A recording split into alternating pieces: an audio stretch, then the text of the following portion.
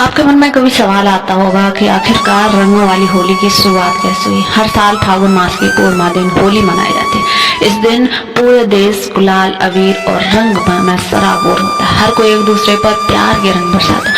होली के रंगों का प्रेम प्यार के रंग के साथ ही बरसते हो।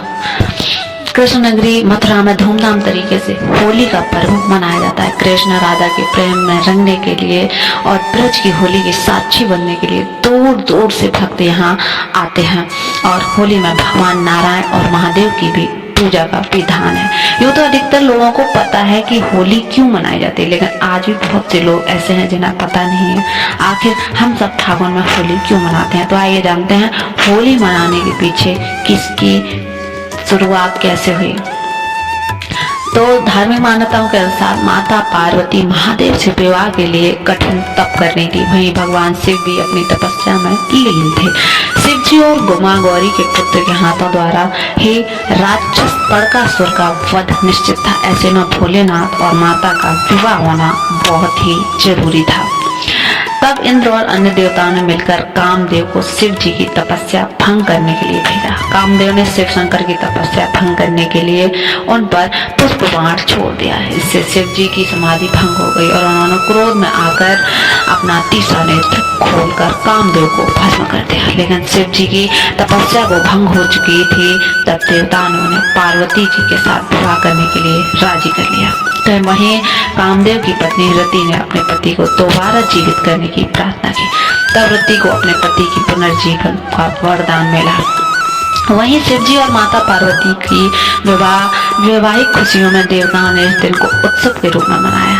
कहते हैं वो दिन फागुन पूर्णिमा का ही दिन था। राधा कृष्ण से अगर जुड़ी कथा, एक कथा है प्रहलाद की, जो कि आप जानते ही होंगे। और राधा कृष्ण से अगर जुड़ी कथा आप सुनना चाहते हैं तो भगवान कृष्ण का रंग सांवला था और राधा रानी का गोरा। इस बात को लेकर अक्सर कान्हा अपनी मैया से शिकायत करते थे, वह क्यों नहीं गोरे हैं। इसके बाद एक दिन यशोदा जी ने भगवान कृष्ण को कहा, जो तुम्हारा रंग है उसी रंग को राधा के चेहरे पर भी लगा दो, फिर दोनों का रंग एक जैसा हो जाएगा। फिर क्या था, कृष्ण अपनी मित्र मंडली ग्वालों के साथ राधा को रंगने के लिए उनके पास पहुंच गए। कृष्ण ने अपने मित्रों के साथ मिलकर राधा और उनकी सखियों को जमकर रंग लगाया। कहते हैं तब से ही रंग वाली होली की परंपरा शुरू हुई है।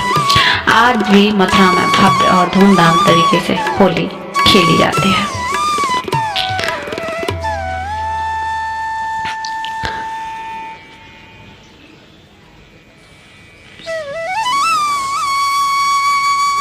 पौराणिक प्रचलित कथाओं के अनुसार भक्त प्रहलाद भगवान विष्णु के बहुत बड़े भक्त थे।